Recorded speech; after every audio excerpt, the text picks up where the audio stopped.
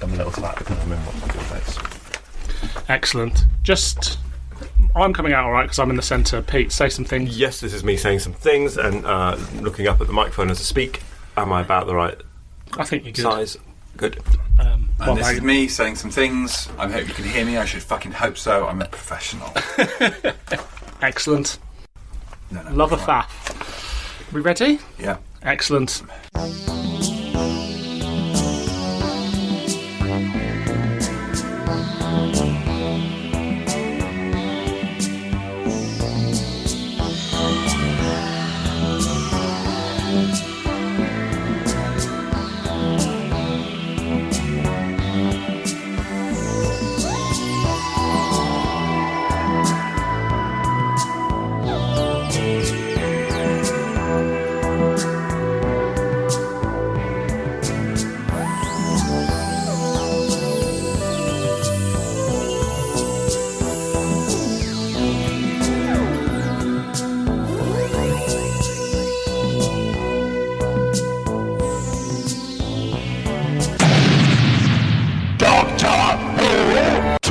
Too hot for TV.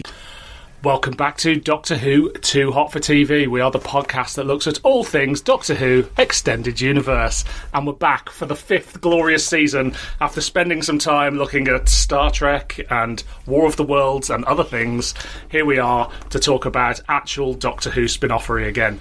And right now, I'm the meat in a very tasty sandwich. To the left of me, I have...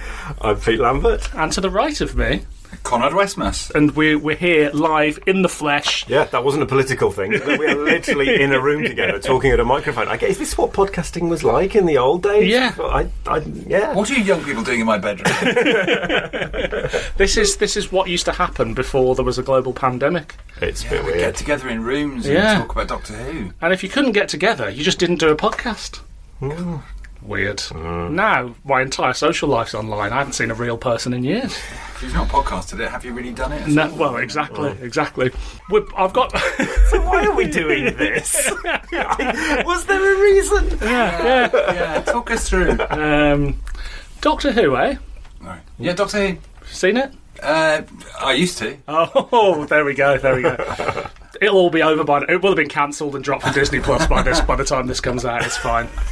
Hope you're all enjoying the Wilderness Era Part 2. But this is quite because so I think let's just unpick how we got here because normally it's two choices, but you said, hey, do you want you and Pete should come on? So I just thought we'd choose one each. So and we didn't confer on our choices. Yeah, that was a mistake in retrospect. Like Rishi Sunak calling an election, it seemed like a good idea at the time. I think I don't know. Mind you, I think everyone who chose their things today pretty much made a mistake.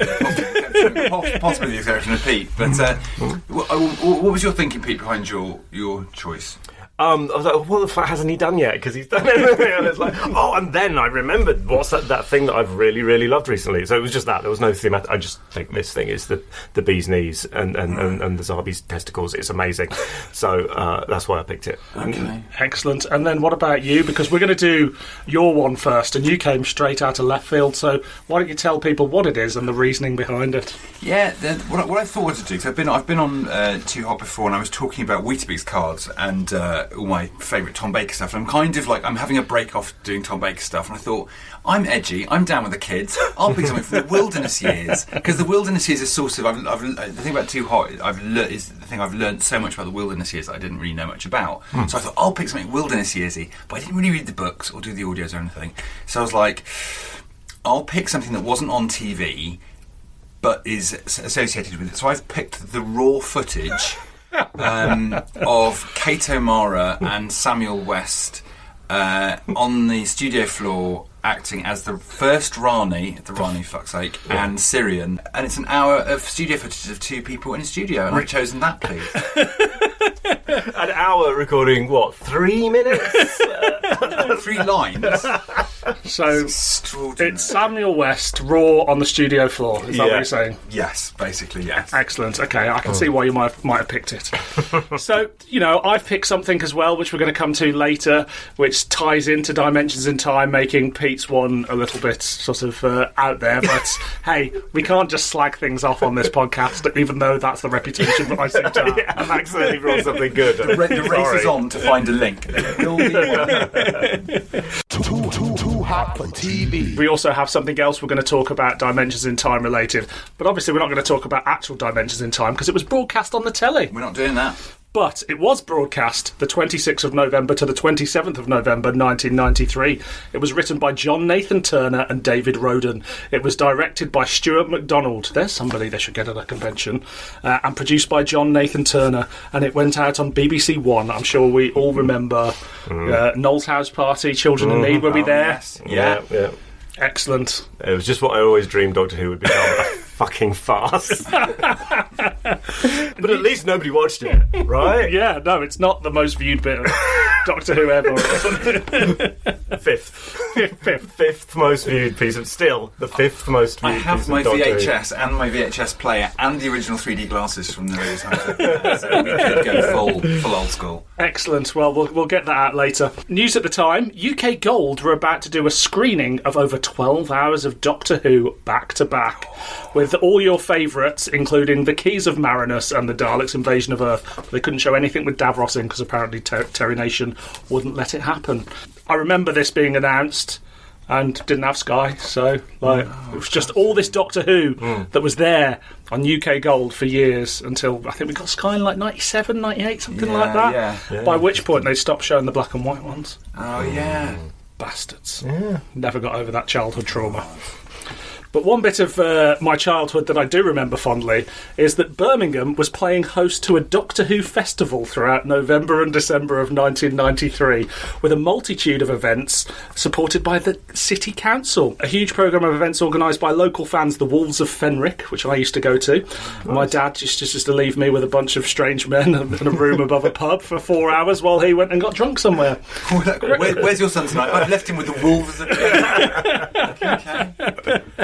There was a Doctor Who exhibition at the Science Museum in Birmingham, and John Pertwee was there to open it. And I remember I've been trying to pinpoint what it was because I couldn't find anything about it online, and then here it was in Doctor Who magazine. So yeah, a little memory unlock there. Releases at the time, we had The Dimension Riders, which was a new adventure. We had the Doctor Who Handbook, The Sixth Doctor, and something called Lords and Ladies, which was an episode of Harry Hill's Fruit Corner that starred John Pertwee in character as the Third Doctor. That has got too hot for TV written all over. Right, next episode, that and a burger bar. Are the next things you've got to somehow feature. And then 30 Years in the TARDIS was first broadcast, the best Doctor Who documentary, and the comic strip running was Final Genesis, which we have covered on this podcast before. But on television was Dimensions in Time. So very quickly, do we like Dimensions in Time? We fans? I'm just looking at Pete really scared. When you've got a friend who you know their opinion and you just don't open your mouth. Pete, you go first. It's fun when you're in a room full of people and the Rani's going, I'm going on a journey, and you'll go, how long? And it's a very long journey. That's fun now. But yeah, when I was, whatever I was, 30, and the thought that there was millions of people watching this, and this is what they think Doctor Who really is, and they can't tell the difference between this and Caves of Fantasani, and it's mixed feelings. It's all good fun, I suppose. Don't like fun. Doctor Who isn't meant to be fun, actually. No, there should be no fun in Doctor Who. It should be a serious drama. Dimensions, I felt a bit like sad and weird at the time because it was just so strange. Like, it was always nice to see everybody, but everything seemed very sad, and it made me feel a bit sad. And of course we had the Dark Dimension rumours that the greatest Doctor Who story ever, which subsequently people like you revealed was actually probably a bit shit. Yeah. But we didn't know that at the time. No. I mean, it's called The Dark Dimension. Yeah. That's obviously going to be really good, apart from the script. But, yeah. But it's become very quotable. It's given us a lot of laughs over the years. The only thing I don't like about it is all the money went to children, and I hate children. Didn't you, Dylan? Didn't you actually go to Greenwich recently? Did you? I did. You visited? Yeah, I visited the location. My poor, long-suffering partner. Whenever we go somewhere, I'm like, that there might be a Doctor Who location. I obviously have to get a photo taken there. So she's been dragged to various places around the world with me just going, I need a photo by this wall. But yes, we're actually thinking of moving to Greenwich. So who knows? Oh. I could be Dimensions in Time cosplaying the rest of my life. God, too hot for TV dimensions in time location tours. It's dementia in time. Future generations whisper, he used to have a podcast. Wow. Well, what do you think of Dimensions in Time? I love Dimensions in Time. I've got very fond memories of it going out because my critical faculties hadn't developed by that point. So I was just like, it's Doctor Who. Look at all the Doctors. You can't get all the Doctors together and it not be fantastic, right? And now I sort of love it slightly more ironically, but it's a lot of fun. I watch it more than I watch a lot of other Doctor Who's, I think. It definitely gets an outing at least once a year. Also because it's very short. You know? Yes. You want a quick fix of classic Doctor Who with all of the classic Doctors. Two of them are floaty heads, admittedly, but, you know. There you go. So I'm there for it. So we're going to do this studio footage. You chose this. What's wrong with you? I don't know. I really don't know what I was thinking. I just thought, I know Pete won't choose anything remotely like this, so I knew that whatever I chose, it would be a huge contrast to Pete's. Yeah. But I also did want to bring myself back to the wilderness, to the 90s. Yeah. Well, yes, sort of. When was it's 93. 93, yeah, it is 93. So I was thinking, how long did the wilderness years? It was 16 years, was it? Yeah. Jesus. It wasn't So, it? yeah. For some reason. Quite early on it. But I chose this because I saw it one time on TV, and I think it just really tickled me at the time. I think it just caught me in a really good mood. Right. And also, if I'm really honest, it really took me back to what it's like being an actor a lot of the time, which is the bit they really don't tell you is the hanging around. Yeah. And quite how boring it is. So Yeah. in a way, I've tried to pick one of the most boring things in a way. But I sort of love it as well because it's also really thrilling because it's sort of, Dimensions in Time was the sort of last gasp of the classic series. Yeah. And then just to see a bit of extras on top of that, it just really feels like you're... I don't know, I just really wanted to feel Doctor Who running out. And this is the end. This is the end of it, isn't it? I guess it is, This is yeah. sort of the end of classics. Obviously, Survival is the last classic story, but this is the... This is last hurrah, isn't it? It's sort all the of Doctors. on the BBC. Sort of looking like they used to look. Yeah. Colin Baker's got a bit of a bald patch, but John Pertwee's in full dinner lady mode. But apart from that, so Pete, you've not seen this before, right? No. This whole this whole glory hole full of Cybermen sequence. I had simply watched this. I mean, I've seen Dimensions in Time. I'd simply watched it and thought, well, there we go. I imagine that was a nice half hour's work for them. But little did I know, getting those roundels into their socket is quite a challenge when you're a handsome young actor taking it very seriously. It's not as easy he is as it committed to his bit, and if that roundel isn't going in correctly. It's wow. Drives me mad. Yeah. I'm fascinated by it, and I watched it again. And I was like, why did I choose this? It's an hour of only two actors sitting around saying about getting three lines out. But again, I found this time found myself completely fascinated by it. Yeah. It's just these sort of inane things, or just the way two people. Basically, nothing makes Doctor Who seem so ridiculous as when you watch people actually in the process of making it. Yeah. And even this, and I love Doctor Who to bits, and I know what they're talking about. But I'm just like, after all, like, what are we doing here? What are you two doing here? There's Kate O'Mara, Samuel West. They've got decent careers, get from good stock. Right, how have you found yourselves in a studio? And were they being paid? Because this is Children in Need. I don't know. Whether it's one of the things where they pay everyone a nominal amount, and then say the rest goes to charity. I don't really know how those things work. Well, I'm not sure because for years everybody said, oh, well, nobody got paid, which is why it can't be released, but it turns out that's not true. The only reason this isn't on DVD is that Children in Need want too much money for it. It's something like, if you want to use children in need footage, they want 15 grand a minute or something like that. So that, and obviously this isn't going to sell enough to warrant paying that. So I don't know whether they got paid or whether they all did it for a good cause, but they did it. Wow. So I just wanted to start being paid per use of the word menagerie because it's used a lot. I mean, I know it's the line that he has. Yeah, Meridian, and yeah, poor old Kate O'Mara trying to get around that. And then Gary Downie comes out and tells her, "Not too camp, dear." Gary Downie telling Kate O'Mara, "Not too camp." It's great to see Gary Downie at work, though, isn't it? Are we a fan of Gary Downie? I know nothing about him or his associated affairs or circumstances. I will not comment. I remember his articles in DWM spilling the dirt on various things were very exciting at the time. It was very exciting. Maybe not true, but never let the truth get in the way of a good story. Yeah. Absolutely not. Well, this opens. What I quite love is this scene opens. This scene, as in this, I'm treating this as an hour-long sort of waiting for God You'd knows. stage this, wouldn't you? You would absolutely. I would stage. Let's go to Edinburgh. Me and India Fisher, I tell you, we're almost desperate now. We're almost reaching desperation. We'd fucking do that. Oh, I'm starting a crowdfunder for this. Absolutely. So first of all, I mean, we open on the two of them, and they're sort of, in between takes. They've clearly done one already, and they're sort of doing a little rehearsal. And then they do their evil chuckles, and he joins in with their evil chuckles.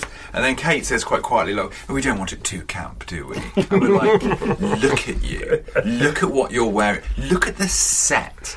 Yeah. The set is extraordinary." So presumably this time they haven't junked the TARDIS set or console. It's still clearly there. I think the walls were junk. I think the walls were from a fan thing. A fan thing, were they? But it's black. But it's the console is black. Turn the TARDIS black. Now, is that still left over from... No. So when I first read about... Ultimate Foe, they painted the Master's TARDIS black? Is it left over? I had this feeling...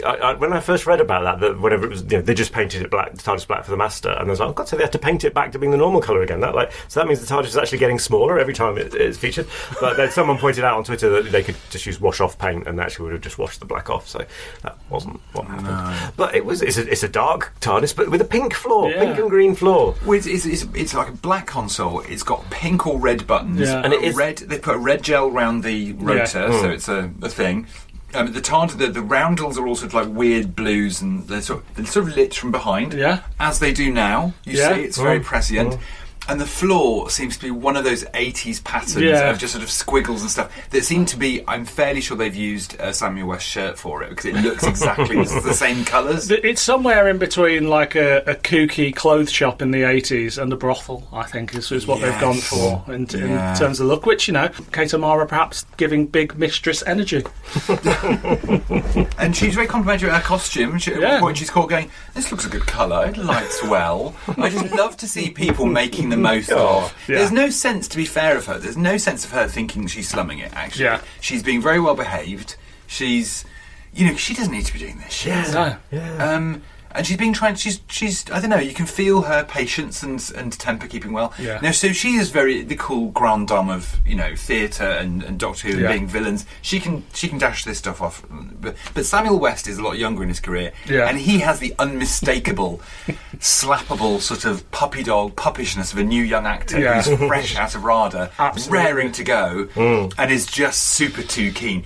Also, I suspect he seems to be quite keen to be in the TARDIS. He can't stop pressing the buttons. He's very good at rehearsing his buttons and knowing exactly which buttons to press. I think he is. He's trying to be cool, but he's not been in Doctor Who since, has he? He was in Big Finish playing Morbius. Oh, that doesn't count. But no, he didn't make it into Doctor Who. In fact, neither Timothy West nor Perella Scales. No to that family. Yeah, but he does. But he does tweet about it affectionately from time to time. I've seen him retweeted once in a while. Yeah. In fact, I think you mentioned the Syrian thing recently as well. So, but he as off duty, because I'm just watching the off duty actors, which to me is fascinating because I know what they're going through.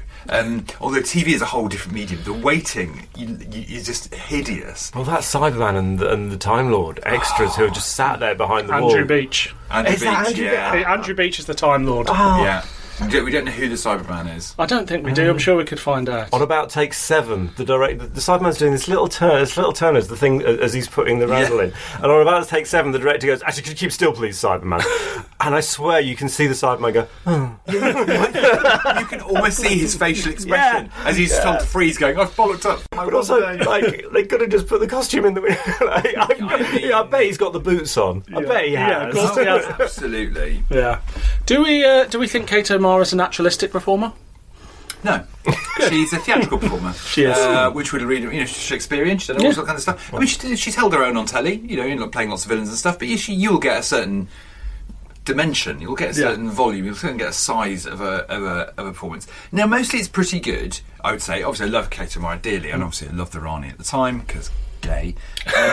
But there's a couple of classy moments. She's got that weird pronunciation of Greenwich. Yes. And he compliments, and Samuel West as a poshy, he compliments her on her very posh. So I don't know whether to posh say Greenwich is one of those things. That's what I thought it was called for years, though. I just thought it was called because Greenwich. that's the first time I'd ever heard of it. Well, that's why you sound so postulant, because it's a posh way of saying it. Yeah. So you get a bit of stuff like that. Yeah. You get a bit of quality of the voice. The thing for me is, it's a reminder of. It's a little bit of. They don't make television in that way anymore. They don't do the multicam thing, so it's quite nice to see them, as you say, waiting around, faffing around, trying to get these takes again and again with a floor manager there rather than a director, and it's just like a nice little insight into that world. Because the thing is, the only sort of behind the scenes on TV I've seen have been from that sort of mainly classic Who and stuff. So I actually have got no idea how they make telly now. How different to me? That's how they still make television. They point cameras at people and things happen. Well, they do point cameras. Good. They still happen. So what would you say somehow is the main difference between how you'd shoot that now and how you'd shoot that? So back in the day, in Doctor Who, we know they all go into rehearsal, rehearse for a week,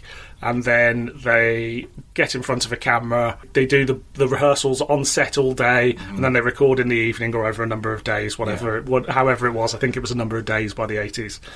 Now, you do have a little rehearsal period, but it'll be a couple of weeks before the shoot, and you'll show up to a location. There'll either be 1 or 2 cameras. You'll block the scene. You'll do it a couple of times. Then they'll move the camera. So you're actually doing it for a lot longer than you were sort of back in the day, because they get all the angles by moving it. I think it is. It gives you more option in the edit, but then they weren't doing a lot of editing back. I suppose by this point they were editing, weren't they? It was the 60s where you had like 3 edit points or something like that. But it's less choreographed in terms of. I mean, you do choreograph it, but you don't have to know where the camera is and the places and all this thing. It's just you're going to get a chance to do it again and again and again. Wow. Yeah, I love the sort of history of multi-camera and studio shooting, and how, like, in the 50s they just realised we need to make hours and hours of television every single day. Yeah. We're not just going to be able to make 8 movies a day. We've got to build a factory and where we can just get them in and get the sets will be ready, and they turn up and they shoot and they go, and like that was how it ran from the 50s kind of to the early 90s. And I think someone did a really good thread about it on Twitter, and I think they said the House of Elliot was probably the last one to be made. It'd still be being made in that show in the early 90s. I think EastEnders still sort of is, but for drama, for anything other than soaps and sitcoms, that was the end of that.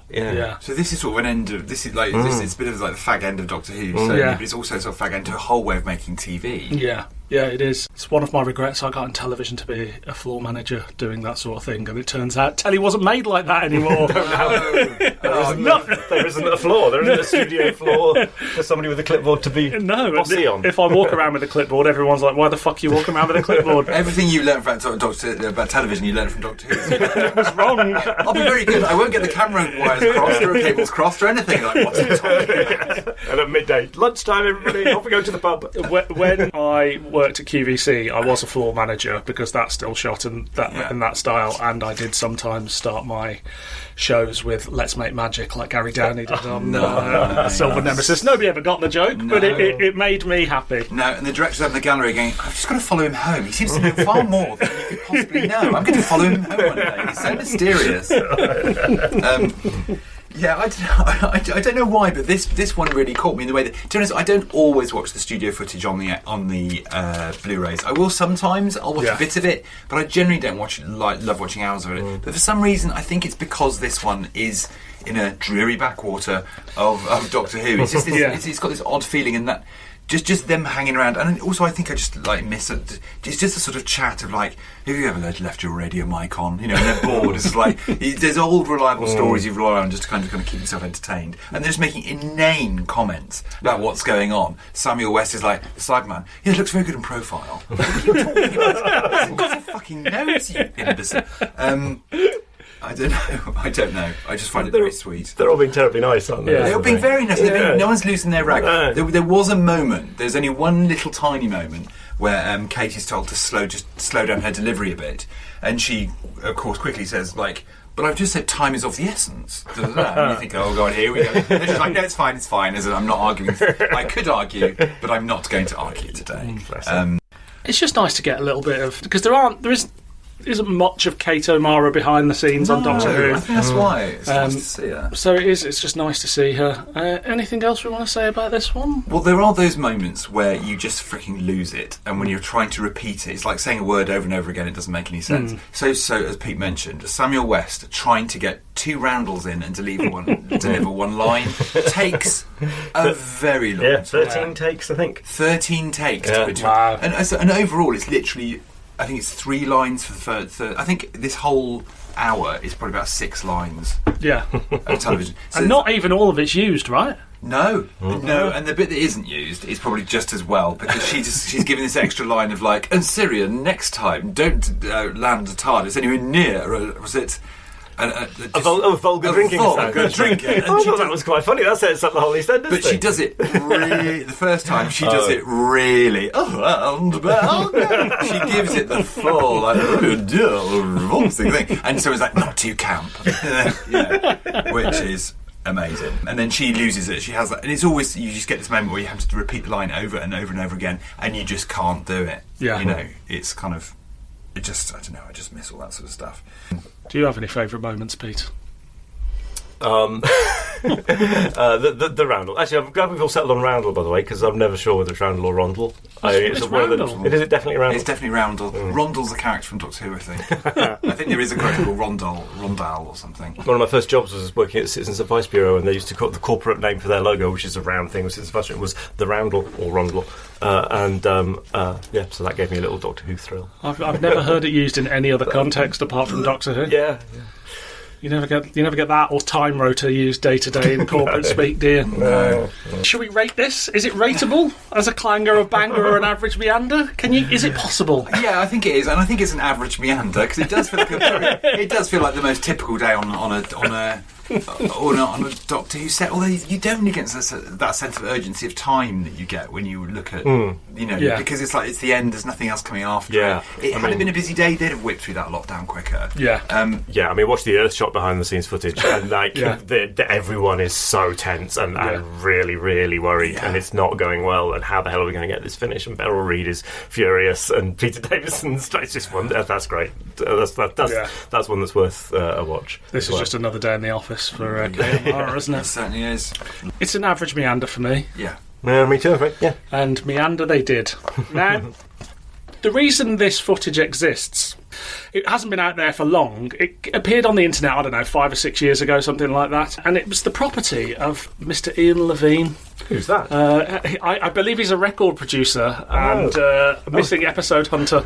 A Brit Award-winning record producer. Oh, yeah, very true. Technically very true. a remix of a single that he was a co-producer. Won a Brit Award, but that's the first thing he always mentions. Now, for many years, Ian Levine was like, there is loads and loads of additional footage from Dimensions in Time, and I've cut it into my own version, and it's 30 minutes long, and it's all extended footage. Now, we happen to have acquired a copy of said cut, and it's not quite what he said, is it? So when was this made? Probably about, I would say about 10 years ago, something like that. Because there's CGI. Yes, there is CGI. Some of the best CGI you'll ever see. Yeah. The Pulfrich effect of Dimensions in Time's amazing colour, I think, has been set aside. Yes. I just wanted to use the word Pulfrich effect. What's that, please? That's the red-blue thing that they had with the glass. 3D. 3D, yeah. Every day's an education on this podcast. It is, yeah. We're learning. So here we are. We've seen the Ian Levine cut. which obviously he doesn't want anybody to see because he wants the BBC to release it officially on the Wilderness Years box set when they get to that, which is never going to happen. What does he bring to this new version? Let's go for you first, Pete. It is a bit longer. There is more of it. Part 2 really goes out there. Like part 1, I mean, there's some stuff just sort of gets reused, but in part 2, there's a whole long bit with somebody pretending to be the Third Doctor and somebody pretending to be the Brigadier in the dark, shot from behind. It's a CGI helicopter shot, isn't it? Yeah. And they do loads and loads of chat. Well, not loads, a couple of minutes of chat, and then he says, "Oh, I'm going to regenerate," and he regenerates into Colin Baker. So we then cut to the bit with Colin. Yeah. Where Colin says, "I'm sorry, I haven't got time for small talk." And it's like, okay, we just had 5 minutes of small talk. I don't really know where to start. This is why Ian Levine cannot be trusted when it comes to his narrative projects, because this is somebody who has so much fan sort of expectation that he needs everything to link up, but it makes no sense in terms of pace, in terms of structure, in terms of anything like that. So first of all, we start off and we have to see the Rani collecting all of the Doctors from various stories. So that's like 5 minutes. So it's all flashbacks to the Celestial Toymaker or what have you, which just slows down the drama and the tenseness and the speed that is Dimensions in Time. And then it's just everything has to have a reason and a science fiction explanation behind it. And fuck me, is it a mess? It's a menagerie. It is. It's a complete one? It's not a complete one. Almost. He's tried to complete. The evil genius has tried to complete this menagerie of. Is this Frankenstein's monster of... It's hard to really know what's going on in the thought process behind making it. So basically you just tried to patch it together using lots of different things. Yeah. Different black and white footage, new special effects, and just sort of glue it together in some way. Yeah. But the things just don't generally go together. Do you know what? Some of it works in a sort of okay way, and then lots of it really, really doesn't work. So it's incredibly patchy. It's like whenever there's a bit where you see the monsters advancing across Albert Square, it's now every shot that was taken of a monster that day, including all the put behind-the-scenes stuff. Yeah. Oh god. And part 2 begins with a voiceover from John Pertwee telling an anecdote at a convention, or an interview. It's him on Tomorrow's World saying what the plot of Dimensions in Time is, and that is what they've used as a recap. Not in character at all. No, there's yes, that's true. They have on the monsters. There's a sort of sense of like, if you can see a picture of it, you can see the sort of cut and paste mentality. I'll get this here and I'll stick that there. Yeah. But there's no real thought about what you're actually taking and sticking. Yeah. So it's like, we need a shot of the monsters, and it's clearly them hanging around. When you switch a camera on to people, even if they're not. Surprised someone's not smoking a fag. I mean, the worst ones I think of those is poor Tom Baker.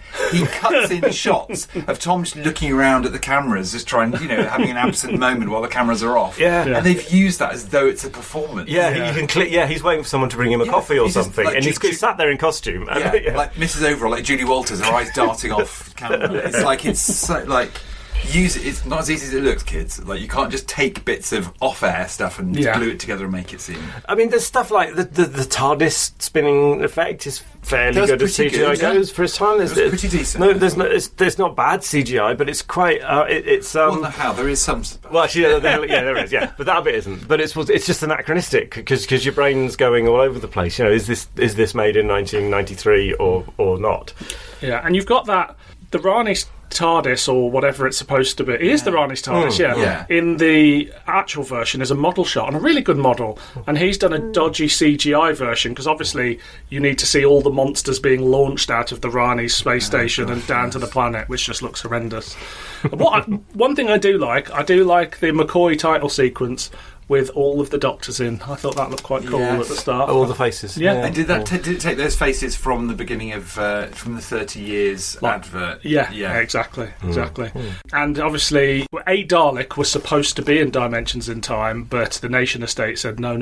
So there's pictures of it. But there's a photo of this grey one, isn't there? Yeah, but instead we now get an army of Daleks invading Albert Square. Wow. Does it look realistic to you? Well, they were just there. They just filmed it. Yeah. That was a shock. That was really. That was kind of shocking. It does make you think how we take it for granted now that the Daleks did turn up in Series 1 with Eccleston, and it really wasn't a done deal, was it? No. Yeah. What do we think of... Because Ian, record producer Ian Levine, famously hates the synthy nature of 80s Doctor Who music. So he's done something about it here. What do we think of the score? It's mostly Seeds of Death, isn't it? I think it's Seeds of Death Yeah. or... Or do I mean Seeds of Doom? Am I doing that thing again? Seeds of Doom, I think. Yeah. Point a microphone at me and I'll get those names wrong. I was thinking, I was like, is this Saito? Is this Yeah. It is, isn't it? It's Burgeon. Jeffrey Burgeon? Yeah. Yes. Yeah. It's a very distinctive style. Zygon's all Seeds of Doom, I'd say. Yeah. So there's that, but there's also other music in there as Yeah, well. Yeah, from the new series. Is that Is that a bit of Murray Gold? There's a thrown bit of into the Murray Gold. measure? There's a bit of like unit music from Oh yes, I heard a bit of that. the Yes. Tennant era. So again, it's just you're just jamming too many different styles Yeah. of types of things. To be fair, Dimensions in Time is already a jumble. Yeah. And then to further sort of shuffle the deck is Yeah. really asking for trouble. Yeah. Is it in any way better than the original? There's more of it. No. No. And there's still no explanation, particularly for viewers, about why it's a problem that the Rani catches Romana. The Doctor just goes, 2 time brains. Yeah. And, like, all the way through, she goes, I must have a human. I shall get an Earthling. I shall get a human. And then the Doctor goes, you were Romana at that moment. 2 time brains. Doesn't say Romana isn't human. That's like, that's one line that might have explained the plot to the viewers. Yeah, that's all that. That's always been a bugbear.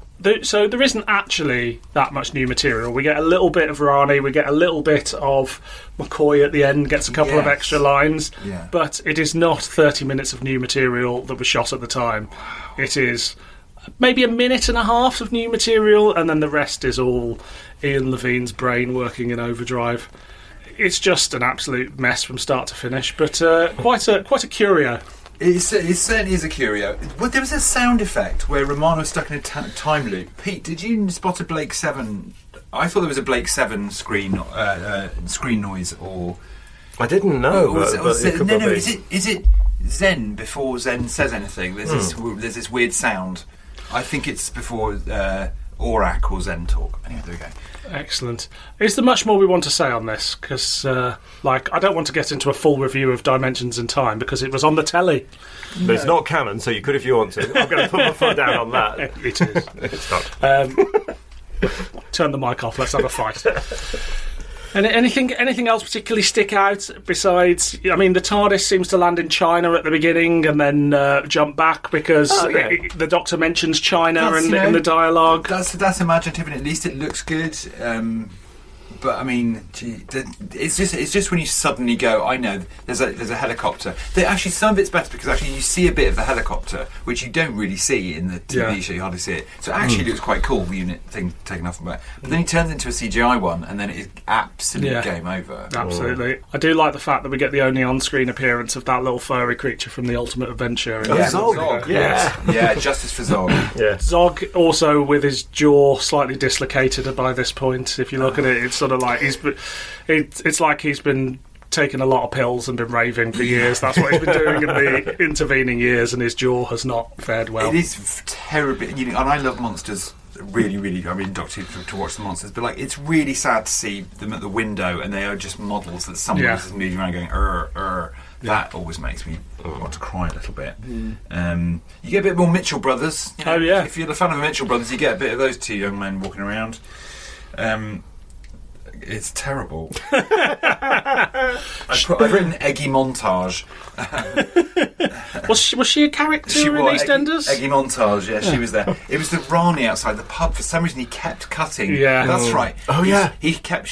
that's right. Well, she's obviously just standing around just waving a prop, but he's decided to put lots of laser bolts coming out of him at all times, even when people are just casually walking past her, and there's laser bolts just... And you can... It's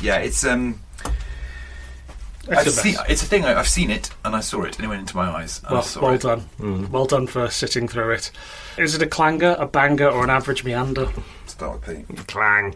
It does clang very hard. Yeah, it's clang. Sorry, Ian, but narrative is not your strong point. Stick to producing funky records. Too hot for TV. The next thing we're going to cover is A Meeting on the Common, which was written by David Whittaker and adapted by Ian Winterton.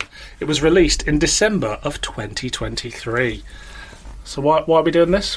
What's the thinking? We're doing this because it's amazing. It's and going from Dimensions in Time to this is that's your full repertoire of Doctor Who. That's your red, we're stunning. violet, blue. What's the first and last colour of the rainbow? It's that. Anyway, this is the full prism refracting at you, because this is dark and it's got a film noir vibe to it. Picture it, the unearthly, bewildered aftermath of a car crash in the fog, haunting music, vivid performances, the first appearance of Doctor Who. I sat and watched this 17-minute thing that came with a fanzine, and I just wanted to watch this series for 60 years. This just drew me in so much. It paints this murky, dangerous 1940s, 50s world that Ian and Barbara grew up in, and David Whittaker too, of course. And then we find the TARDIS, and that after all this time being lost in this on the heath with these sort of dead-looking trees and fog everywhere, and there's been a car crash and somebody's dead. They added that. That's not actually in the story, right. But they put that in because when you listen to the story, the narration that's going on in Ian's head is very depressed and anxious, and so this car crash becomes a metaphor for that. But Barbara has actually basically killed someone in a car crash, a soldier, in fact, and then we step into the TARDIS, and it's this white world of the white heat of technology. It's the fucking 60s all of a sudden, and that it can do that and take you somewhere so alien out of something so murky and dark, for me, is one of the most incredible things that Doctor Who can do, and it does it so well in a 17-minute freebie that came with a fanzine. It blows my mind. It's amazing. So, December 2023, do anybody remember it? What was going on back then? So, news at the time, Ncuti Gatwa had just made his first public appearance as the Doctor to switch on the lights at the London Eye. The newly regenerated Doctor was also joined by, of course, Millie Gibson, the Ruby Sunday, and the Goblin song, written by Murray Gold and Russell T Davies, had rocketed to the top of the UK iTunes charts on the day of its release. The Whoniverse was launched. Kate Herron and Bryony Redman were announced as writing for the new series, and Richard Franklin had just died. On TV was Wild Blue Yonder, The Giggle, The Church on Ruby Road, and also the novelisation of Wild Blue Yonder was released. And we had a bunch of Big Finish, including Bleak Midwinter, Oracle, Enemy Mine, Everywhere and Anywhere, The Revenge of Wormwood, The Last Day One, and The Hox 10th Time Capsule. I've not had any of those. From BBC Audio, we have The Cuckoo, featuring the 13th Doctor, Ryan and Yaz, and the Romanoff Project, featuring the 12th Doctor and Clara. And Children of the Circus was released by AUK Studios. So that was 1 month. That was 1 month. That's quite a month. Amazing. And Sophie Aldred appeared on Too Hot for TV to talk about The Greatest Show. She did indeed. Yeah, that's also on the slab. There we go. That wasn't in the Doctor Who magazine that I looked at for some reason. No, I don't know why they missed that. Very odd. Too hot for TV. Ian Chesterton pulls up on Barnes Common when the fog becomes too much to drive in. He hears someone calling for help in the fog. It's Barbara Wright, who has been in a car crash, with her other passenger Susan being left unconscious in the road. While looking for Susan, they discovered a crashed lorry, which presumably Barbara's car hit. Unfortunately, the driver is dead. In the fog, they meet a mysterious stranger, the Doctor, and come across a police box. Hearing Susan's voice from inside the police box, they force their way in, only to find an impossible spaceship. Both Ian and Barbara pass out, and the Doctor takes off, taking Ian and Barbara with him. Too hot for TV. So, for the uninitiated, what is this? So this is a dramatic recreation of the opening chapter of David Whittaker's original Dalek novelisation, first published as Doctor Who in an Exciting Adventure with the Daleks, later republished as to be one of the beginning of the Target range.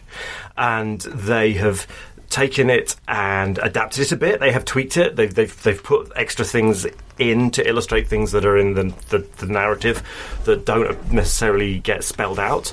But it's basically faithful to the concept and the style of David Whittaker's book, which begins by introducing you to all the characters. It's very much a jumping on point. It starts out with this very cross man called Ian, who has just discovered that he didn't get the job as a scientist that he wanted, because the nephew of the man who owns the company got the job instead, and he's driving across the common in the smog. It's dark, smoggy London, and a girl runs in front of him.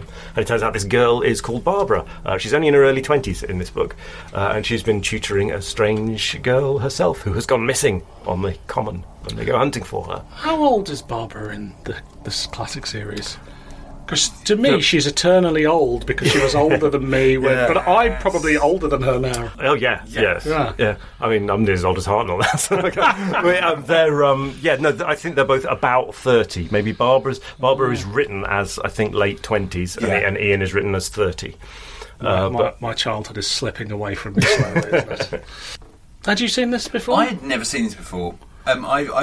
I don't watch a ton of animation, but I did see. I did watch an excellent one. I can't remember the guys who did it, but it was all about a Dalek on his own, and it's like an art film. It was like Twin Peaks. It was like Doctor Who done by David Lynch. There's a dream sequence, a murder, and it's incredibly thrilling. That was like probably the most wonderful ones I've seen. That's sort of an independent one before then. But no, this was kind of new to me. I love it though. This is right up my street. It's spooky and dark, so I love it. And it couldn't have happened at a better time than when Steph Coburn took away the permissions for... I don't actually know whether this was actually... whether they knew that was happening when they did it, because it would have taken quite a while to make. It would have taken years. I'd not seen this before either. I got the magazine, and I was very busy, didn't watch it, and then you mentioned doing it, so I thought, you know what, I'm going to save it. But yes, it is right up my street too, and it's quite a nice little alt look at Doctor Who, like just a different version of Doctor Who that somehow it's darker, isn't it? Yeah. I love it. It's I don't know. It just felt more of a mystery. It's got the feeling of a crime drama. Exactly. Yeah. It's a film. Yeah, it's totally a film noir vibe. The animation is in. Is the animation in black and white? It's not, is it? No. But it's in really. I froze. Everyone's wearing brown. It's foggy. It's smoggy. Yeah. It sent me off researching about things like the Clean Air, because I've just seen that episode of The Crown where the Queen says we should have a Clean Air Act in the 1950s, and then everywhere gets cleaned up. Didn't happen like that at all. That was the beginning of such things, and still everyone was still burning smoke, burning coal in their chimneys at home, in their fireplaces at home, and London was still enveloped in dark fog, especially in the winters. People forget, like, the Thames in the 1960s was classified officially as a dead river because it was full of so much pollution and shit that it just wasn't clean enough to be like a properly functioning river, and they cleaned it up. Now we're pumping shit back into it, so I'm sure we're going to go back. Britain to its former glory. Good old days.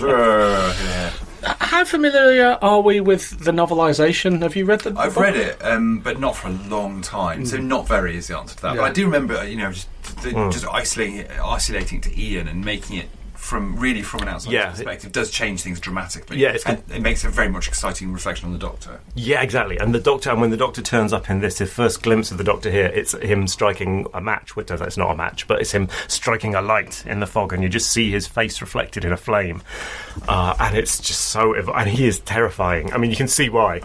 I joke I would have watched this series for 60 years. Well, I would, but maybe it's not family friendly enough. That's the thing. It's not got the spark of fun. It's not a show that Kate O'Mara is ever going to turn up in camping it up if it stays like this for 60 years. No. But wow, it just feels so 60s, and so they find this dead soldier who has crashed his van after Barbara was driving along and having an argument with Susan about whether or not it was safe to let Susan out in this park in the dark. And Susan was saying, she was going to go and stay with her grandfather at their house nearby. And but while they were arguing, they collided with this with a truck, and the soldier was killed in it, which is kind of like, that's what they've added to the animation, but it really sets the tone up. Right, I think. Yeah, it could be like up until they go into the TARDIS. At this point, it could be like an episode of Callan or something like that. It's quite. It's a different in for the series, but I think it still works. Whether had the TV show been like it, whether it would have grabbed people in the same way, I don't know. Because the cast are these the cast who I think that some of them at least are the cast who are doing the Big Finish first Doctor. Yes, ones. So we've got Stephen Noonan who does the first Doctor. So what do we think of their takes on the characters? I think Ian's very good, particularly as he's driving it. I think he's a really good. I don't think he's trying to do necessarily an impression of William Russell, but like it's great. It just sounds very masculine, very sensible, very straightforward. You really believe he's this person. So I thought his was good. Barbara's didn't work for me at all. Obviously, you've always got the real challenge that it's not Jacqueline Hill, which is always going to... Anyone who's in Jacqueline Hill is up for a difficult challenge. Yeah. It didn't... For some reason, the voice didn't suit right, but perhaps if she's playing a younger girl... I think that could possibly be it. So. She is young, yeah. She's clearly like a trainee teacher who's being paid to do this bit of tutoring. Yeah. I don't think she's a school teacher, perhaps, yet, but she's... and also she's got concussion, and like that becomes a plot point as the thing goes on. So she's kind of spaced out anyway. And then when we get into the TARDIS and we get the but first they think that the Doctor is this old man has somehow adopted this girl, which is what's given in On an Unearthly Child on TV. But here it's just so much more serious. I mean, they literally start to. You can tell it here in their voices. They're worrying that this guy is a murderer or worse. And there's no. That's all in the performance, and his performance is very different to Hartnell. Even I mean, it's mainly leaning towards pilot episode Hartnell, but even then, it's nastier and but also just it's still magnetic. There's the bit in the episode where I was broadcast when Ian says, "This ship. What do you mean ship?" And the Doctor says, "It doesn't roll along on wheels." In this, it's ship. What do you mean ship? And he goes, "Yes. Are you deaf?" It's just. But Stephen Noonan does a good impression of the First Doctor elsewhere. But I think here he's trying to do his own version of the First Doctor, so it's not a Hartnell. It's not a Hartnell impersonation so much as like him going, "What does this version of the character feel like?" Because it's, as you say, he's even gruffer than he is in the pilot. And he really goes for that character choice, and it's a real part. It's fully acted. It's a proper, real character part he goes for, and you really get it works. It's not like the First Doctor necessarily, but you get a sense of who this character really is. Like. And because we don't meet Susan until we go into the TARDIS, that's a different start for her. And so her performance is sort of friendlier and more like just a recognisable, an ordinary teenager in a completely unordinary world. Rather than having, she doesn't have that set-up bit of being the strange child at the school, so she can just go straight in with being a kind of ordinary teenager. But then that gives great conflict between her and the Doctor. And there's a great bit, where he talks about, I was worried if you were going to be out there on that, in this world, and she replies about how she was worried about him, and she came rushing. She insisted on being brought back at night to get to him because she was worried that he would get in trouble without her. And it's delivered like she knows it. She knows he needs her to look after him. It's a great sort of alt first episode, especially now that we are not allowed to watch the first episode. What do we think of the animation style? Yeah, again, I mean, I'm boring. I love it. It's even one of the very first shots is Ian's car just coming towards you. It's 3D, and the car's sort of wobbling a little bit, and you can't separate the graphics from the soundscape and the music of this because they're so wedded together. And the sound of the car, and it sounds like an old car. There's the mist and the use of light where there are patches of light. It's just really genius. Yeah, it's really fantastic. It's beautiful. Like the actual artwork himself, like the character designs and the artwork, a very muted palette. Like you said, like it's gorgeous. I actually forgot for a minute whether it was in colour or not. I had to stop myself because it is, but not much. It's absolutely gorgeous. But they do occasionally when the car's turned over and they're going to check for the body or whatever, and the sort of camera, as it were, sort of just moves around like it felt more like a video game like type thing. So they use it. So it feels very. It feels really good. It's very confident. It uses a good range of skills, but it uses them sparingly, and the artwork's really good. So it's a massive thumbs up. And it does just the next thing you think of is, are these people available to animate a Doctor Who? And I mean, with this, it is not. They're not making something look like it was shot in a 1950s TV studio at the BBC.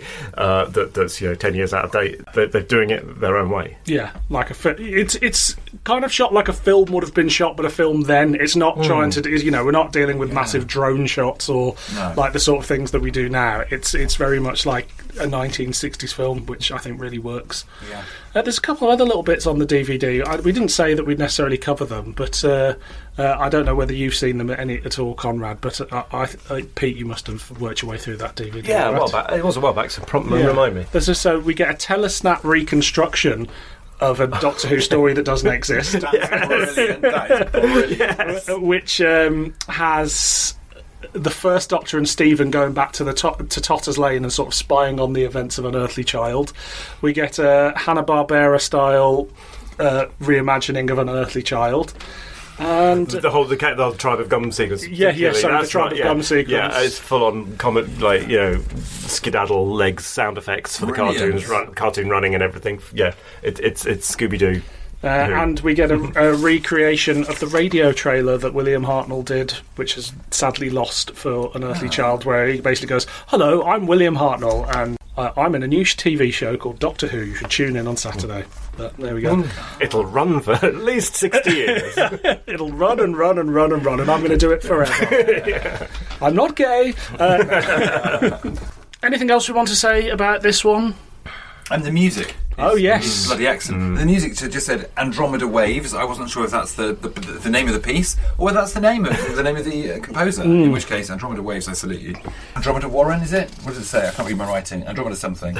I thought it said Waves. Maybe it says Warren. Anyway. I put spooky and spooky harp, and there's a bit where do you remember Picture Box, that children's thing where there was the thing, and it was like a little chiming organ little thing, but quite scary as this little man appeared out of it. Yeah. Isn't there a dulcimer in there for those jangly 60s? Yes. Jangling guys. But it's so at times it's quite sparse, but then it becomes less so. So it ebbs and flows. It draws you in, and then it backs off again. I love that kind of thing. It's a great score, better than what we get in An Earthly Child, I think. The music for that doesn't really... No, they haven't found it. The only music I remember from that is what Susan's listening to. Yeah. But yeah, like 60s Doctor Who music doesn't really kick off until the Daleks, I think. And one thing that this deserves unending credit for, which actually David Whittaker deserves unending credit for, is writing the best ever companion going into the TARDIS and describing its scene. As Ian has seen Barbara's gone in and has fainted, he rushes in after her, and as he is dazzled initially, and he comes round and he looks around the room and he said, it was just a police box on the outside, but in here it's the size of a medium-sized restaurant. And the way he pronounces restaurant as it's just that's actually not in this, unfortunately. That's in the book. Go read the David Whittaker book after. I love that's the comparison. Yeah. Not a big restaurant. No, medium. Yeah. And he calculates there's room for 50 tables, which I think is quite big. But that is a big restaurant. Yeah. It's clearly telling. I bet in the 60s that was revealing something about the type of chap he is. Yeah, exactly. Yeah, he was probably into fine dining there. Probably the Ritz a lot. It was great to experience this. I had a great time watching it, and I want more. I want an alternative, like you said. I want an alternative 60s Doctor Who series starring these people and an animation, and I want it to run and run and run.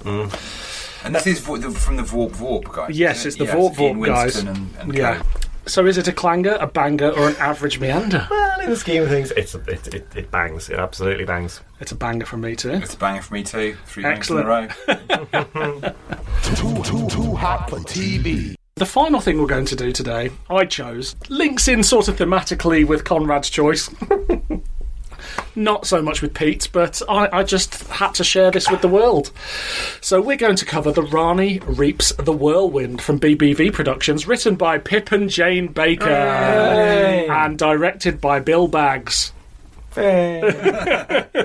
Which was released in November of the year 2000. News at the time in... Sorry. Just muttering to myself, 24 years ago. I know, it's wild, isn't it? No, it's true. It's horrendous. This is nearly as old as the classic series was when it was finished. Oh, God. Dear God. Anyway, news at the time. Doctor Who had just been voted number 3 in the greatest TV shows of all time, beating both Fawlty Towers and Cathy Come Home, and I, Claudius and Monty Python as well. That was from a range of panellists at the BFI. And Tom Baker had just featured in a pilot episode of a radio sketch show called Little Britain. Whatever happened to that? Releases at the time, we had The Holy Terror, starring the Sixth Doctor and Evelyn from Big Finish. Professor Bernie Summerfield and the Doomsday Manuscript was also out from Big Finish. John Nathan Turner's Memoirs, Volume 1 and 2, were released by Big Finish. And we had the 8th Doctor novel Endgame by Terence Dicks, The King of Terror, which was a 5th Doctor Tegan Turlough and Brigadier book, and The Robots of Death had just been released on DVD in the UK, and the comic strip was The Autonomy Bug. Oof, that was one, so they're just getting going on it. That was early days, wasn't it, for DVDs? Yeah, first half a dozen or so. Yeah. Studio clocks, And that was about TARDIS Cam. Yeah. That was the sort of stuff you got on there, and then a commentary with the cast. I remember it being quite a big deal. And like they did a big like launch for it, and it's like Doctor Who on a shiny disc with VAM. It was exciting times. It was exciting, yeah. Yeah, and now look at us. We get John Nathan Turner's home videos on them. Not all of them. Too hot for TV.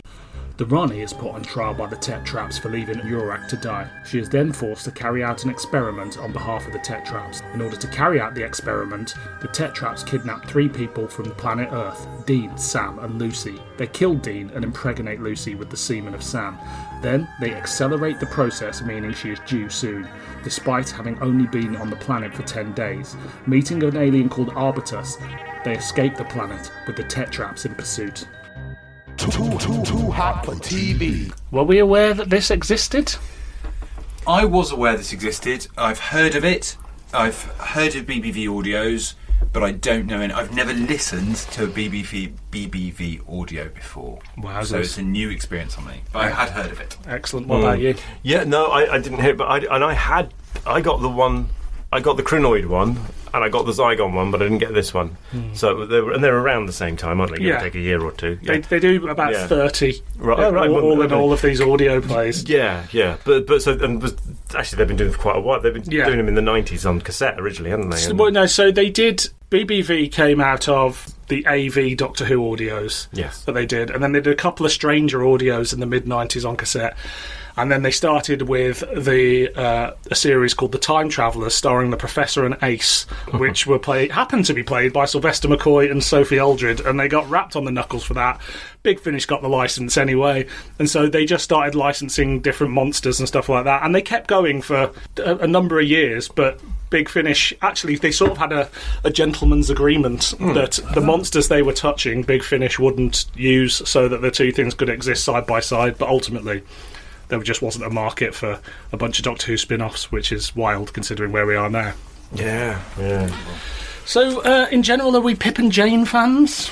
I am. I love them. I bloody love them. I can't help it. I don't know why, but I love them. I think if there's something you loved at the time, you love it now. I loved Pip and Jane Baker. Terror of the Vervoids actually is still one of my favourite stories. Yeah. The weird verboseness, the strange, sort of cosy, familiar. It always makes watching a Pip and Jane Baker story always is like, this must be what it's like to go to a matinee of like in a sort of nice repertory theatre, nice Saturday afternoon, sit with your toffees. There's something very cosy about them. And I just find them appealing. They're barking mad, obviously. Yeah. And the dialogue's extraordinary and unsayable. But it's distinct and I love it and it's fun. But they do bring weird, fresh ideas. Like, I was like pining for monsters. They basically gave us, cool plant monsters. And the Tetraps. The Tetraps. I was like, at least you're delivering me a monster, which is more than a lot of fucking people do. So They don't scrimp on the monsters. They also brought us the Rani, who I loved as well. So, and I like Mark the Rani. And there we go. Well, this is going to be right up your street then. Yeah. I will hand on heart say, I can't help it. Against my better judgment, I love Pip and Jane Baker. Yeah.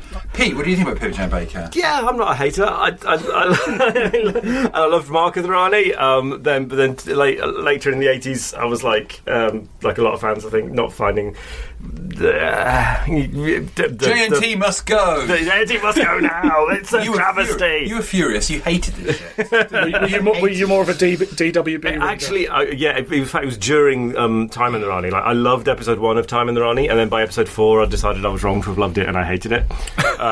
That was basically my journey in the course of those 4 weeks. But no, I mean, God love them. They've got their own corner of the world, and they can still surprise me all these years later, because this is the first time I'd heard this, and it bloody surprised me.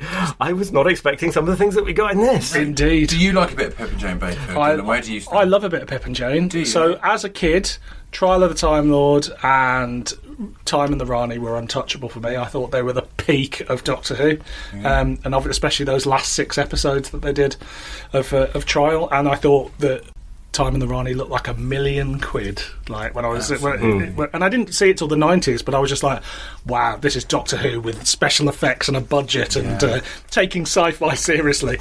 Now I still love them. I just think they're such unique contributors to the show who, when it's trying to push itself forward in different ways, and they deliver this weirdly traditional, but ultimately incredibly camp, weird world.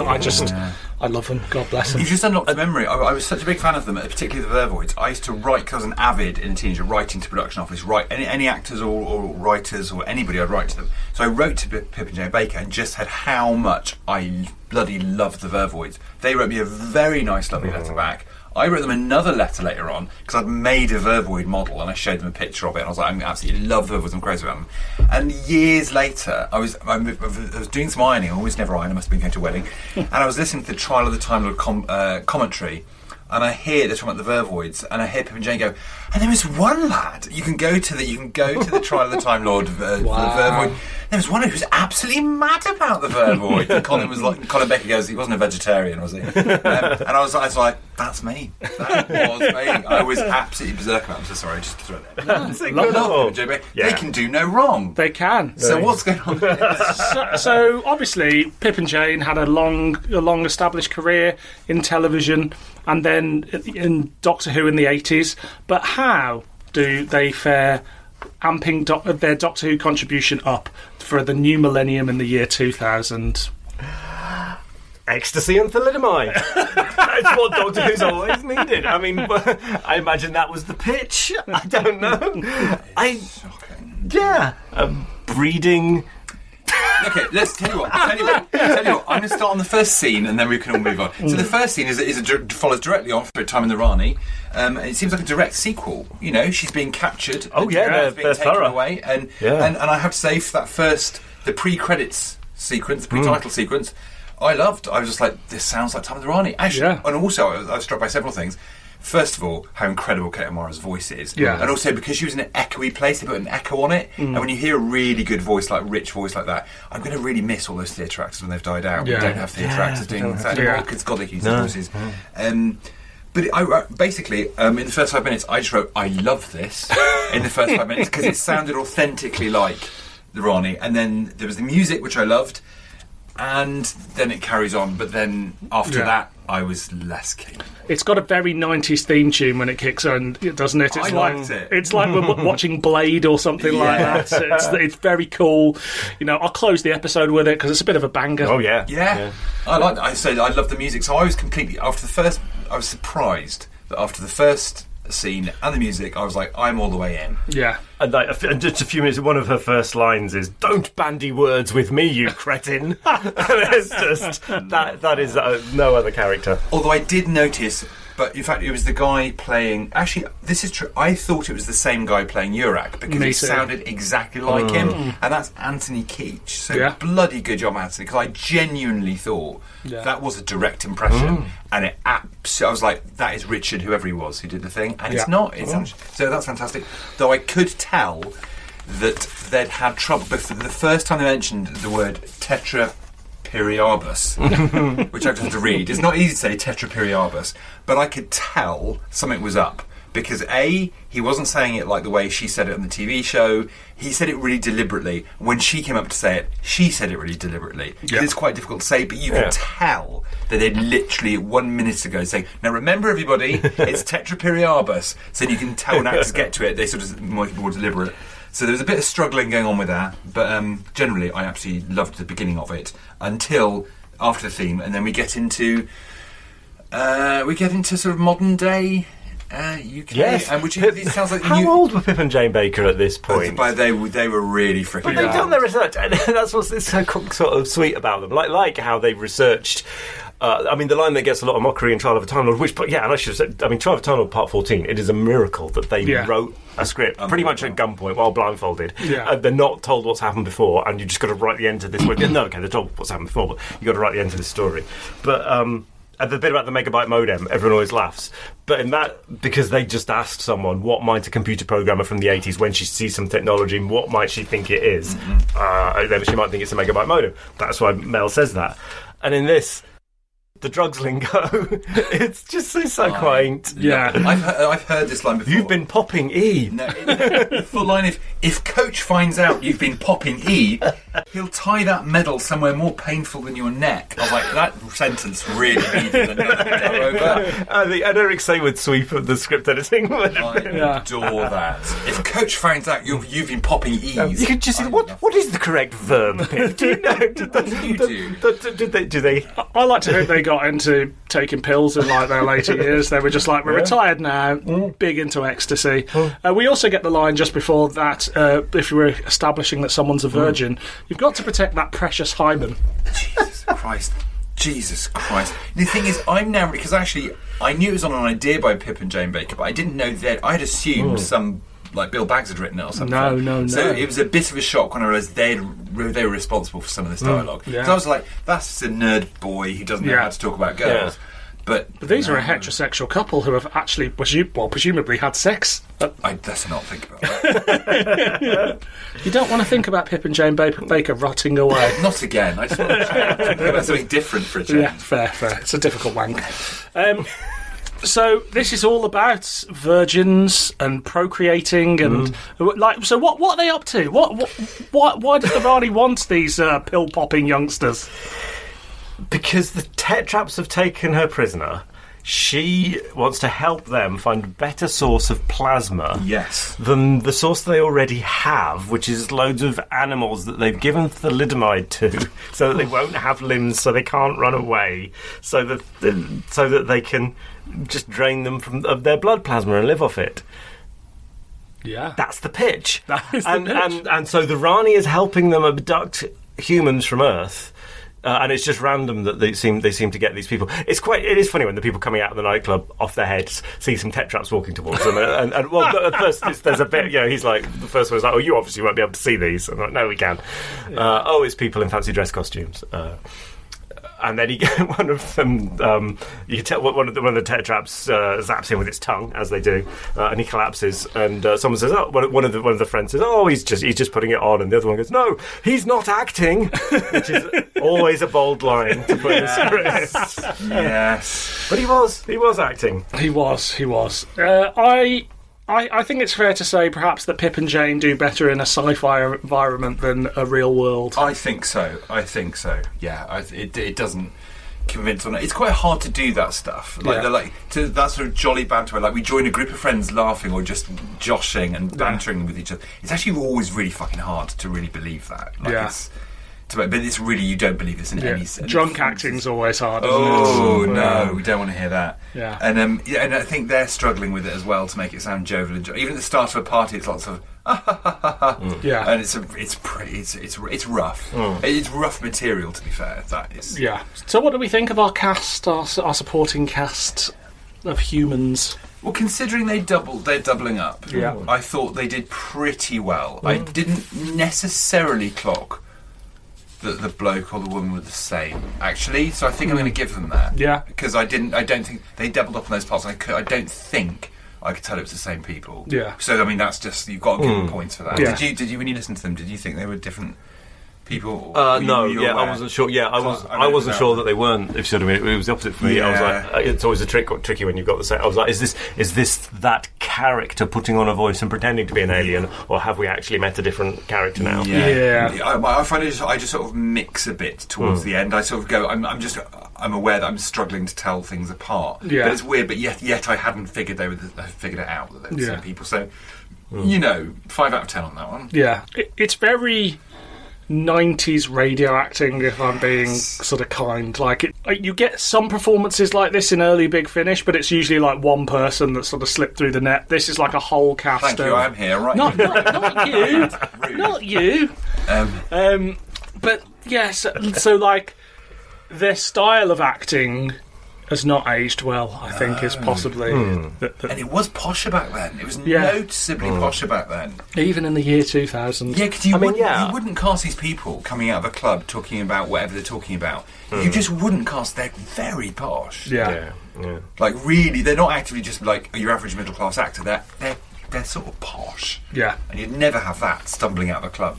Absolutely. having popping ease. Posh people take drugs too. You should meet my friend Virginia.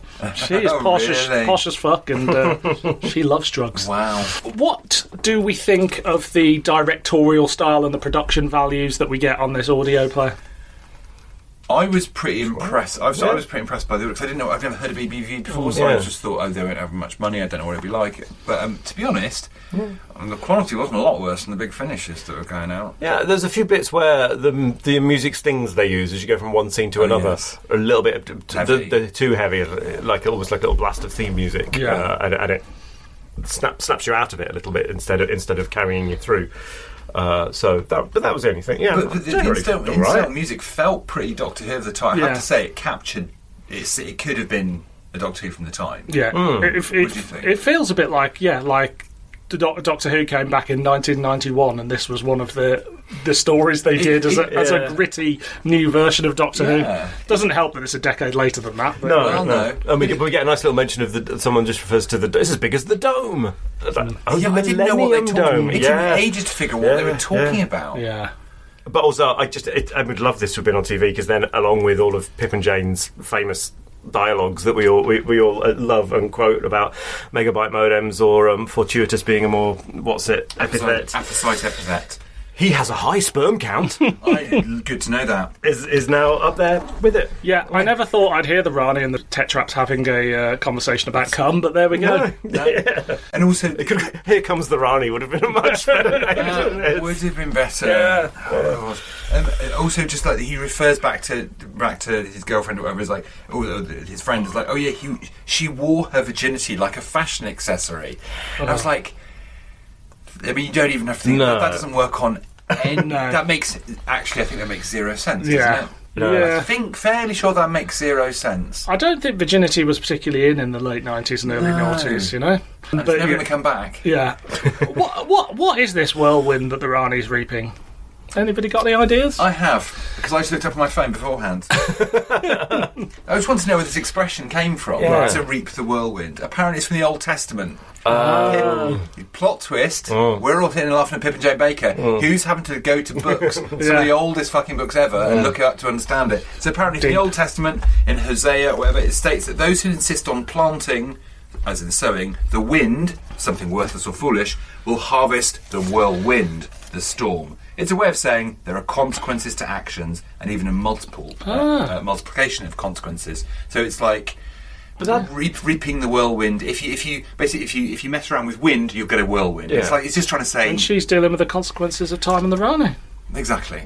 Oh, of that. Okay, yeah, because within this she doesn't. Oh, but yeah, so this whole thing is the whirlwind that is her punishment for what she did to the Tetraps in Time in the Rani. Yes. Them getting their own back on her. Exactly. Okay, yeah. I'm with you, Pip and Jane. Back in the room. I bet they were sat by the phone waiting for Andrew Cartmel to call all throughout the late 80s going, we're going to get a chance to write our third Rani script, and this is what they got. But, you know... The Return of the King. The Return of the King. To be fair, against my better judgment, I found myself on this production side.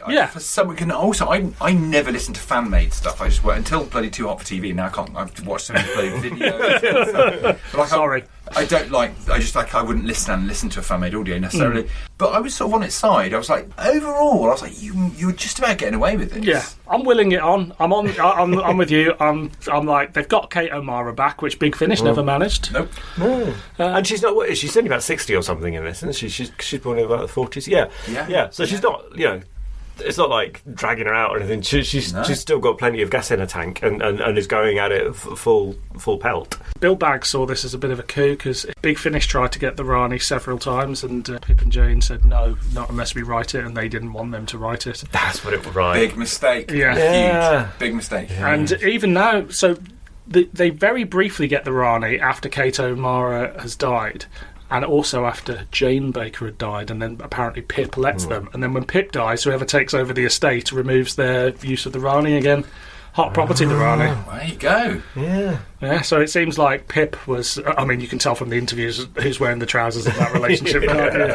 What Jane says goes. Absolutely. What do we think of Kate O'Mara's return to the Doctor Who universe? It's like she's never been away. She fits it like a glove. And having listened to it straight after having watched that behind the scenes footage as well, you can see she's genuinely fond of this character. She's enjoying herself. It's something completely mad. She's nothing like all the other stuff she's doing. Yeah. Like this time she's touring in plays. I had got another audio with her around the same time where she was playing Elizabeth I, I think, or the Doctor Who one. No, that other audio. Believe it or not, it was just an original audio drama.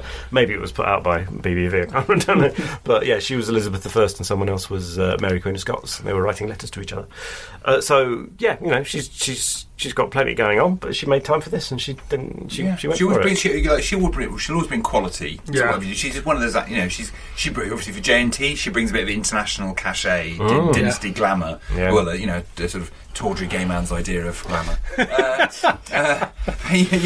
But she, the thing is, she's a Shakespearean actress, so she's done like serious TV, serious films, so she knows her shit. Yeah. So she's one of those people that will never let it go below a certain standard. Yeah. Like, even in that Dimensions in Time footage, there's one bit where she trips over the line a few times, and then she just walks off and goes, no, that's not good enough, and she's talking to herself. It's as in, she's self, she's a pro. She's a seasoned old pro, and she's great. She's very game in this, considering she must. I don't know what the studio conditions would have been like, or what she was getting paid for the what she was getting paid. It's not dynasty. So good on her. There's no sense of her phoning it in. She's really gamely giving it a good go. Yeah, she's amazing. Yeah, she's one of those cast members that they did very briefly recast her at Big Finish, and actually, I'm not interested in the Rani played by anybody else. I don't need a regenerated Rani. I want Kate O'Mara or nobody, and it's a crime that there isn't more Kate O'Mara as the Rani out there. It's such a shame.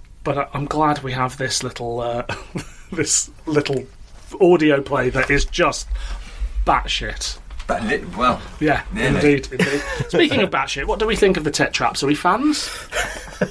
But Pete's laughing. I fucking love them, and I'm not joking. I'm laughing at the fun. It was really good fun, though. Good, Thank you. I'm not joking. I love and also the 80s weren't as good for the monsters as the 70s. No. 70s was like every week you got a Zygon or Wirren or something. So the 80s were quite worrying for me because they were just, and the Davison era, not hugely monster heavy. So I was always looking out for a monster. And again, Colin Baker's era had a few, but not hello, we're the new big race of monsters. No. So to bring the Vervoids, the Tet Traps, they brought monsters back in a way that I wanted them to be brought back, which is like a whole legion of monsters. Oh no, it's and we recognise the monsters. Not some obscure weird story or some bloody Zeraphas or some bollocks.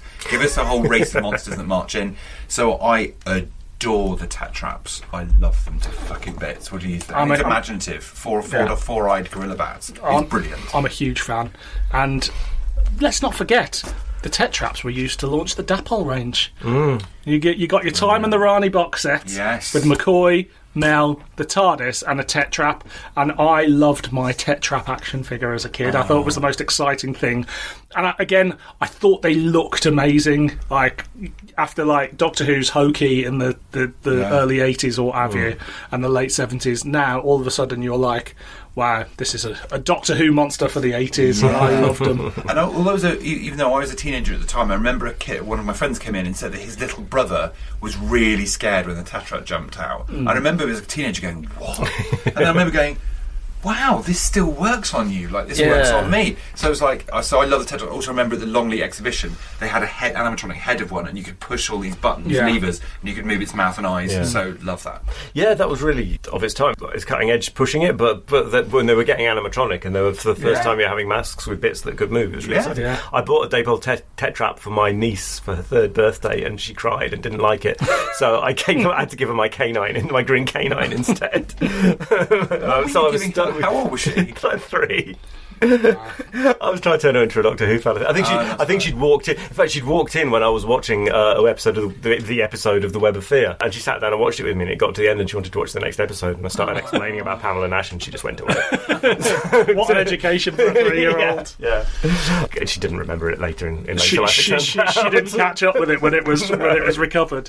No. I love a Tet Trap. I'm so glad they're included. I do miss, and admittedly, it's a visual thing, but I miss the bubble traps. I don't know why we couldn't have got a few bubble traps in there. They did mention them. They did, but no one gets. They didn't get set off. No, unfortunately. But having the Tet Traps back does give you lines like, Since that stinking monster licked me, I've been drifting in and out of consciousness. And I was like, oh, God, I must call Pete. And tell him about Saturday night.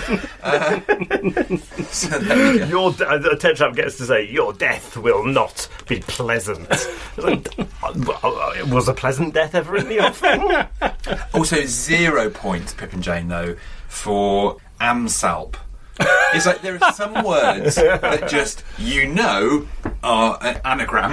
Amsalp. The second I said, I was like, hey, what's that? Okay, that's plasma. Why do you don't need to do that. I mean, like, Loy... Oh, it's plasma.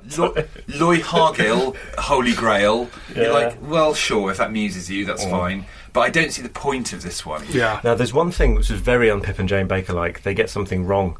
Dramatically, the Rani says to Urak, you're a subspecies, as if subspecies just means a crap species, but it doesn't. It means a delineated thing. Maybe she was just saying subspecies. Maybe they had to deliver it wrong. Maybe they said to them they're just a subspecies. I think that was a little slip. Well, you know what? From another writer, I wouldn't notice, but because it's Pip and Jane, I hold them to a higher standard. Yeah, do you know what? Pip and Jane knew their way in and out of the thesaurus, and you're just a little dyslexic boy from Birmingham, so I know who I'm going to believe. I assume we're inside an extinct volcano. That was another great line. It's radio. They were really bad. There was also terrible. They were trying some terrible dialogue, actually, trying to describe the landscape, and he's like, so the plants were all strange. It's as though a deranged sculptor had gone berserk. I'm like, fuck off. It's like a manic firework display. I'm like, what are you doing? It is hard to What write. Firework displays aren't manic? I know. And if you're a deranged sculptor, then surely... I know. So they're not. So yeah, the dialogue has gone. Well, but it's Pip and Jane. We don't want them to not be Pip and Jane. You've got to to not be eccentric. You in their need the use of quotable. dialogue. They've got to be quotable. Yeah. Stop grovelling. That's they own that. Do we think the Rani works as an anti-hero here? Yeah, because it's all about her and them trying to escape, isn't Yeah, it? it does, That's the actual story. Once you get there, it's just Rani and these people trying to escape. And you do sort of end up on her side. Yeah. And so yeah, she's Protagonist. good anti-hero in this. And she does some acts of kindness as well, a little bit. You know, she saves people. I mean, she's doing it for her own means, but she doesn't just instantly want everybody dead. She's not quite as brutal as she is in the TV series. And then in the end, it sets up for more adventures. Would we be on side for a range of Rani audios written by Pip and Jane Baker? Absolutely. Of course. Yeah, another great loss to the world of Doctor Who right there. Do we have much more we want to say on this? I mentioned earlier about writing to people at the time, and I used to write to like Pip and Jane, all sorts of people, Bonnie Langford, everybody. The one person who I really wanted was Kate O'Mara. And I wrote to her several times, and the letters, because she was obviously clearly really busy, the letters would come back having been redirected all over the world. Post worked differently back then. They were posted all over the world and just come back to me going, no address, can't find it. But I eventually got a signed photo one day, but it was never personalised. She's just busy. She's just got stuff going on. She was a busy lady. Busy lady. Never got her back in Doctor Who. But luckily, one of my actor friends stayed with me once, and because she was in a play, she was in Death on the Nile with Kate O'Mara. So I got her to sign my time in the Rani DVD. So amazing. That signed. So. Great work. Great work. Strong work. Excellent. Shall we rate this? Is it a Shall we what? Reap this. It's all three. It's all three. Right. So I'm going to call it an average meander, even though it's not. It's both extremes, they're cancelling each other out. There we go, that's me being a smug. I'm calling it a banger. I had a fucking hoot with it. Not always for the right reasons, but I had a hoot. Yeah, I mean, I think I'm going to just do what you do with Pip and Jane in that era. You just have to switch your brain off and just send yourself a bit funny. So I'm going to give it a giddy banger, just to hear Kate O'Mara and quotable dialogue and tetraps giving it a banger. Too hot for TV. So look, thanks for coming on this journey with me today. It's been quite the ride. If people want to find you on the internet, where can they find you, Pete? Say hello on Twitter, where I am Very Pete Lambert, and hopefully a new series of Maximum Power Blake 7 podcast will be coming your way not too far away now. And what about you? Yeah, you can find me on Twitter, if it still exists, at hairofthehound_, and you can find me on the Trap One podcast and any podcast that'll have me. I nearly said prodcast. What's a prodcast? In fact, I'm trying to remember what week is it. In fact, yeah, 'cause Trap 1's going to be coming out sooner. Might be coming out sooner than... When's this coming out? No, this is not out for This a is while. not for ages. Oh, okay. You will have enjoyed me on Trap 1 podcast some time ago then. Basically, we're currently recording this and the Tories are still in. What's it like on the other side? Yeah. Help us. Oh, God, we're going to listen back to this and think, how did it happen? How did they win? No. And Dylan, how about you? Yeah. Too Hot for TV. Is this the first episode? This is the first episode of a brand new season. What a way to start things off. That's assuming that anybody's still listening after I did a run of episodes that weren't about Doctor Who. So I think they were exceptional episodes. they were some of the best. There was one on War of the Worlds, which was fantastic. Oh, I love that thing. That was great. I heard it was shit. Problems in production. That one. Next time, I'll be joined by Liam, or Twitter's Oscar Groucho, and we'll be looking at some abandoned attempts to get Doctor Who off the ground in the 90s. but until then, I've been Dylan, I've been Pete. I've been Conrad. and this has been Doctor Who Too Hot for TV.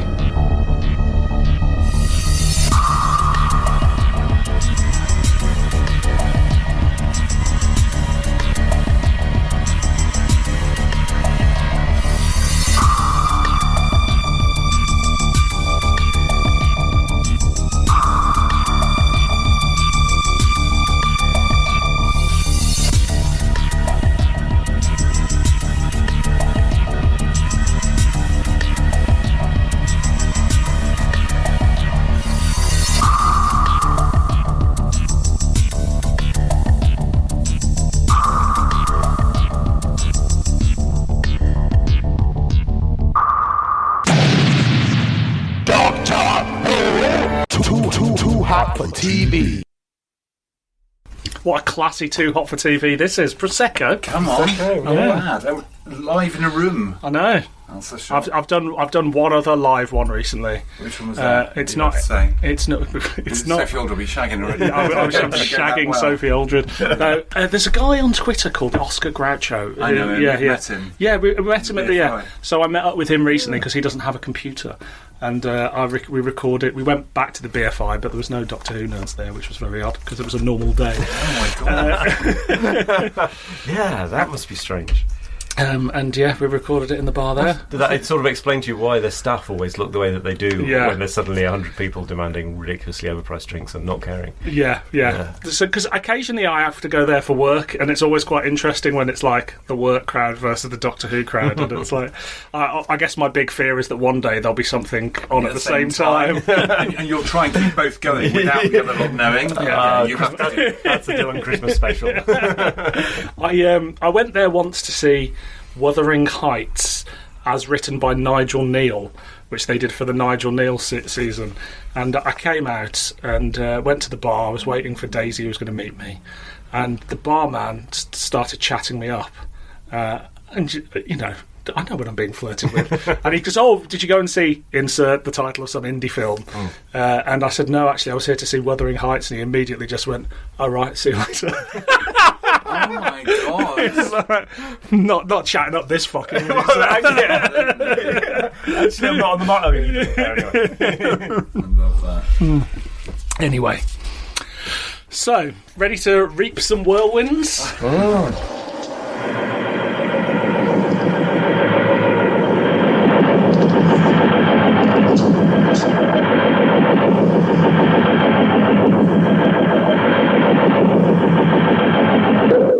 Hello, it's Future Dylan here once again. Just to let you all know, because I'm sure you were dying to know, I didn't move to Greenwich.